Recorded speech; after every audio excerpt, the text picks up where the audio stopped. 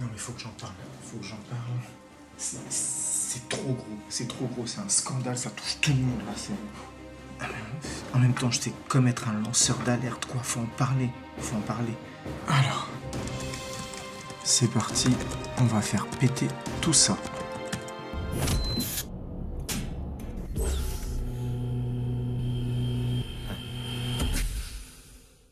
Salut les amis, aujourd'hui je vais faire une vidéo que j'ai jamais fait sur la chaîne Bibi Buzz TV, tout simplement parce que c'est une vidéo coup de gueule et c'est rare que je pousse un coup de gueule parce que je suis très rarement énervé tout simplement, mais là ce week-end j'ai vu quelque chose qui m'a franchement énervé et je tenais à vous en parler. Alors vous l'aurez compris en lisant le titre et en regardant la vignette, ça concerne Toonami et de la censure.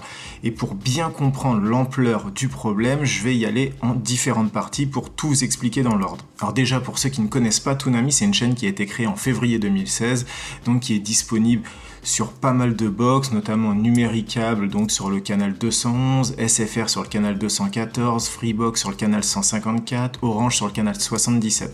Voilà, elle est partout. Accessoirement, c'est une chaîne payante, donc elle fait partie d'un bouquet, elle est vendue avec plein d'autres chaînes, essentiellement des chaînes pour enfants, et donc si vous voulez avoir Toonami, il faut vous prendre un bouquet avec plein d'autres chaînes. Alors Toonami, quand elle est arrivée en février 2016, sur les box, elle s'est vendue comme la chaîne des super-héros. Et là-dessus, c'est assez simple, on ne diffuse que des dessins animés. Que des dessins animés de super-héros. Alors, il y a du DC Comics, forcément. Et donc, on retrouve Batman, The Batman, Green Lantern, Teen Titans, Superman, Justice League, Young Justice... la Légion des super-héros, Justice League Action, donc ça c'est que pour la partie DC Comics, mais chez Marvel on a aussi The Amazing Spider-Man, on a X-Men Evolution, puis après ils ont élargi leur offre et maintenant ils proposent aussi à la diffusion Dragon Ball Super, My Hero Academia, donc voilà, c'est vraiment la chaîne des super-héros si vous aimez les dessins animés, si vous aimez les super-héros, mais c'est la chaîne qu'il faut regarder. Et donc toute la journée, ils diffusent comme ça des dessins animés à la suite, donc 3 épisodes de My Hero Academia, après du Justice League Action, du Green Lantern, et c'est comme ça toute la journée. Et à certains créneaux horaires, donc c'est essentiellement le soir, mais il y en a aussi des fois en milieu d'après-midi, donc à 20h, il y a ce qu'ils appellent les soirées super-héros, et donc là ils diffusent la quasi-totalité du temps des films d'animation DC Comics. Les films d'animation DC Comics, vous les connaissez, c'est ceux qui sortent 2 fois par an, donc en DVD et Blu-ray à la vente. Donc c'est des gros films, ils font 1h30, il y a énormément de budget dedans, c'est de la belle animation. Les scénarios, c'est toujours des scénarios qui sont issus des plus grands comics de l'univers DC Comics. Et donc, de mémoire, il y a du Superman Doomsday, bien sûr, c'était un des premiers, Superman contre l'élite, Batman vs Robin, Batman le retour des justiciers masqués qui est sorti cette année d'ailleurs, je crois. Après, on a du Justice League Flashpoint Paradox, du Batman Superman Apocalypse et du Batman The Killing Joke. Donc ça, c'est des gros films d'animation DC Comics et qui, par chance, pour nous, on a la chance de les voir sur cette chaîne Toonami puisqu'ils sont diffusés. Mais c'est là qu'il y a un petit problème. Si vous avez la chance de déjà connaître ces films d'animation, vous le savez, les films d'animation DC Comics Warner Bros Animation sont plus ciblés vers les adultes. C'est au moins un Peggy 12, parce que voilà, il y a de la violence dedans, il y a du sang, de temps en temps il y a un peu de sexe, notamment dans les derniers où ça commence à être de plus en plus... Voilà, il y a de plus en plus de présence d'actes d'amour, de sexe dans les films. Donc c'est vraiment des films qui sont pour les adultes, rarement pour les enfants, là où à l'inverse, tout ce qui est petite série d'animation, donc comme Justice League Action, comme les The Batman, là c'est carrément sans problème pour les enfants ils peuvent regarder ça, il n'y a pas du tout de violence, c'est très bon enfant, et même les adultes peuvent regarder, vu que bien sûr, vous en doutez, je regarde beaucoup ces séries d'animation. Ce week-end, tranquillement, j'allume ma télé, je décide de mettre le canal 211 pour regarder donc Toonami et me mater quelques dessins animés. Vu l'heure, je tombe sur un film d'animation, je tombe sur Justice League Flashpoint Paradox. Je me dis c'est génial, le film il est quand même vraiment sympa, il y a de l'action, il y a de la violence, en plus comme c'est un univers un peu parallèle, enfin bon, vous connaissez un peu l'histoire, je me dis ça va être sympa, c'est vraiment quelque chose qui est complètement à part de tous les autres comics. Et j'en profite pour dire à ma copine, tu vas voir, regarde ça, ici c'est le Batman de cet univers, il est comme ça parce que, tu vas voir, il va se passer ça, tout ça. Et donc je commence à regarder ce film et il y a des moments où je bute, je trouve ça bizarre. Donc il y a des scènes avec Batman, je trouve que c'est étrange. Notamment au tout début du film, donc on voit Batman, donc qui est Thomas Wayne, mais pas Bruce Wayne, qui se bat avec une sorte d'Harley Quinn, alternative.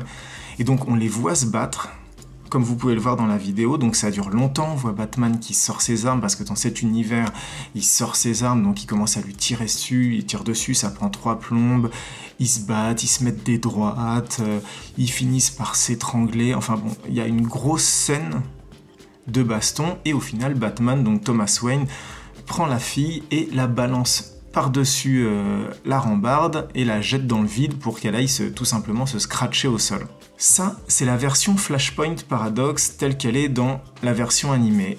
Et maintenant, le problème, c'est que quand j'ai regardé cette version, donc, on voit Batman qui arrive, il échange quelques coups avec la fille, on voit la fille qui tombe, et on voit Cyborg qui la rattrape. Et là, je me dis, il y a un problème, c'est bizarre au niveau du montage, il y a quelque chose qui me choque. Bon, peut-être que j'ai oublié comment était le film, ça fait longtemps, bon, je continue à regarder, Et là, donc, si vous connaissez l'histoire de Flashpoint Paradox, il y a une guerre sur Terre qui oppose Aquaman et Wonder Woman.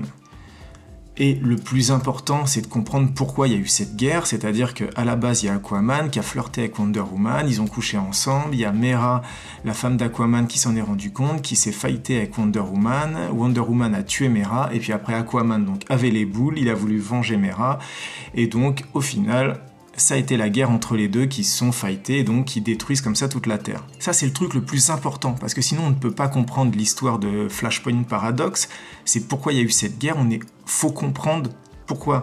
Et donc là, la scène arrive. Donc la scène, vous la connaissez, on voit Aquaman qui arrive, il serre la main de Wonder Woman, il flirte un petit peu, là ils se mettent à coucher ensemble, c'est l'extase, voilà, oh là là, on est tellement bien ensemble, on est tellement bien, tout ça.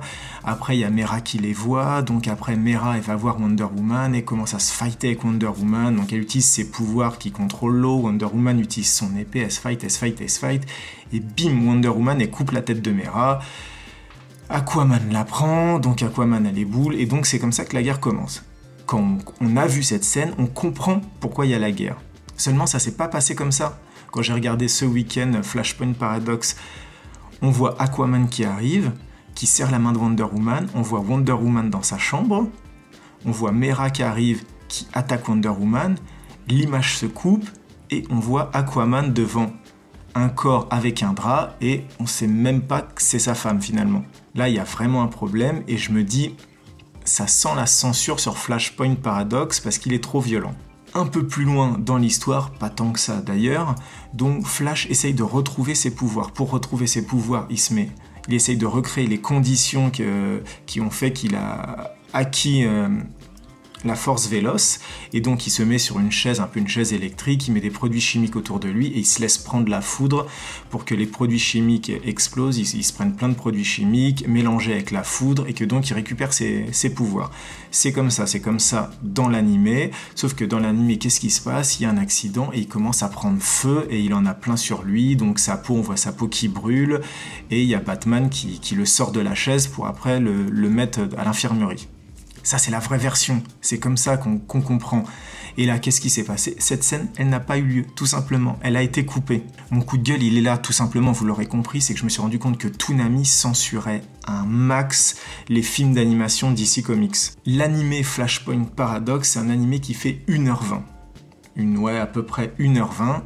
Et j'ai regardé sur la grille de programme de Toonami, le film ne fait plus qu'1 heure. Donc, vous l'aurez compris, ils ont supprimé 20 minutes de contenu. Alors peut-être que vous, ça vous choque pas, mais 20 minutes, c'est énorme, surtout qu'ils ont coupé des pans super importants de l'histoire, ce qui fait que ça n'a plus aucun sens. Et là, je pourrais vous citer encore d'autres passages qui ont été supprimés. Quand par exemple, Batman, Flash et Cyborg, ils libèrent Superman. Superman, il sort dehors, il découvre le soleil et il commence à récupérer un petit peu de ses pouvoirs. Et voyant que Batman se fait tirer dessus, d'un seul coup, il y a ces rafales optiques qui sortent de ses yeux et il commence à cramer tous les gardes et tous les militaires, et on voit les militaires donc qui se font désintégrer, et des fois ils sont coupés en deux avec un peu de sang. Vous en doutez bien, Toonami, ils ont viré ça, donc on la voit même pas cette scène. Et je pourrais en citer d'autres. Tout à la fin, Batman, normalement, il se bat avec Black Manta, et là, il se prend un coup, une balle, et il est blessé. Et bah, qu'est-ce qui se passe? Bah, on le voit pas non plus. On voit que la baston avec Black Manta commence. D'un seul coup, il y a un cut. D'ailleurs, un cut bien violent, souvent fondu au noir, donc c'est un peu dégueulasse. Il y a un cut, et on retrouve Batman qui est allongé le long d'un mur avec un peu de sang sur le côté et qui dit qu'il a été blessé. Franchement, je trouve ça abusé parce que déjà, ce n'est pas respecter le film, tout simplement. Ce n'est pas respecter le comics, ce n'est pas respecter les fans du comics.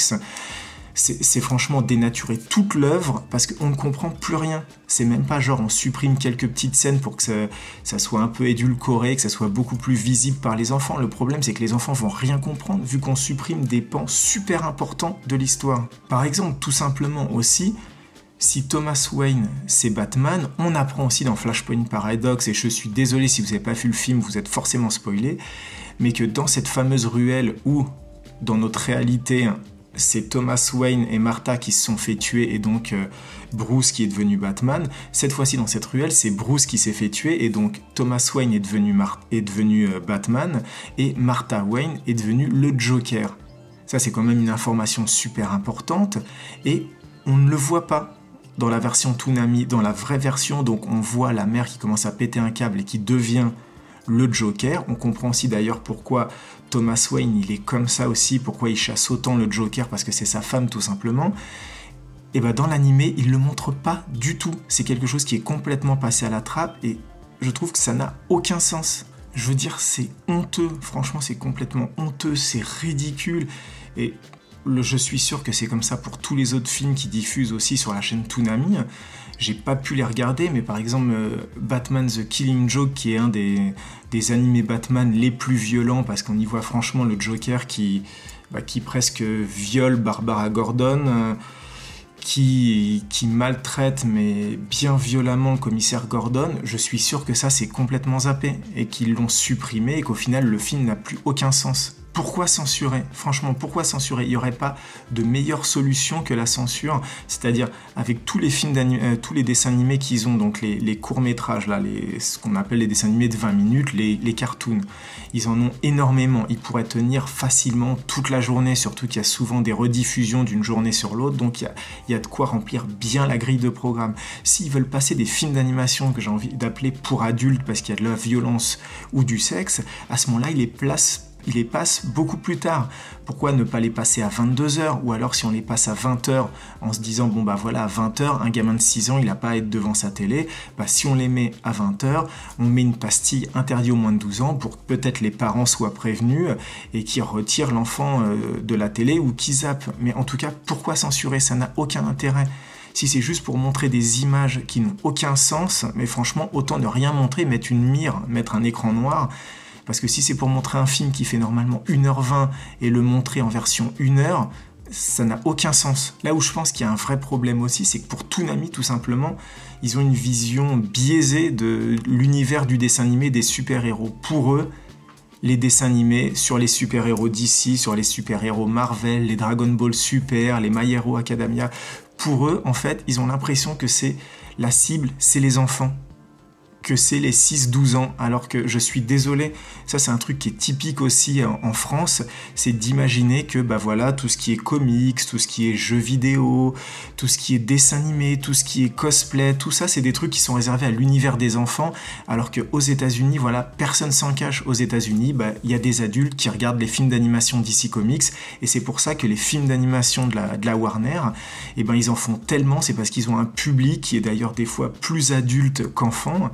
Ils ont un public qui est là et c'est pour ça que depuis des années, ils font des films qui sont beaucoup plus matures, donc avec des vraies questions derrière, avec de la violence, avec de la sexualité, parce qu'ils savent que les films d'animation, les comics, les dessins animés, la cible, ce n'est pas que les enfants. Donc là, au final, Toonami, ils se disent tout simplement, on a fait une chaîne avec des super-héros pour les enfants, les petites filles, les petits garçons, ils vont regarder ça, et ben on va pas non plus leur faire peur, hein.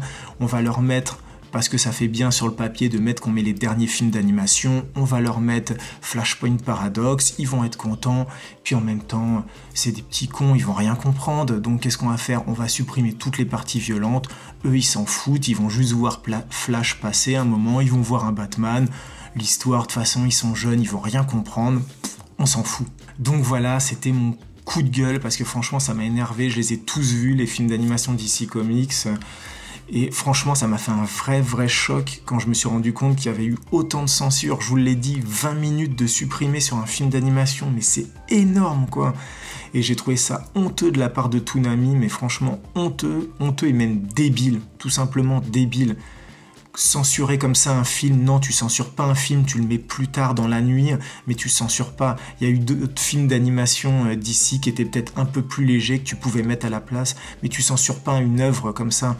C'est une œuvre, il y a eu un boulot derrière, un scénariste qui a bossé dur, il y a eu un réalisateur qui a fait tout ça, il y a plein d'équipes qui ont bossé, et franchement, je trouve ça irrespectueux de censurer une œuvre comme ça.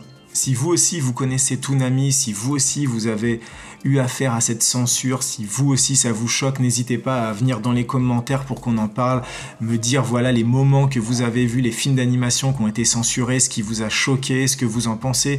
Est-ce que comme moi vous trouvez, j'espère que c'est honteux et que peut-être ils se trompent de penser que les dessins animés c'est que pour les enfants.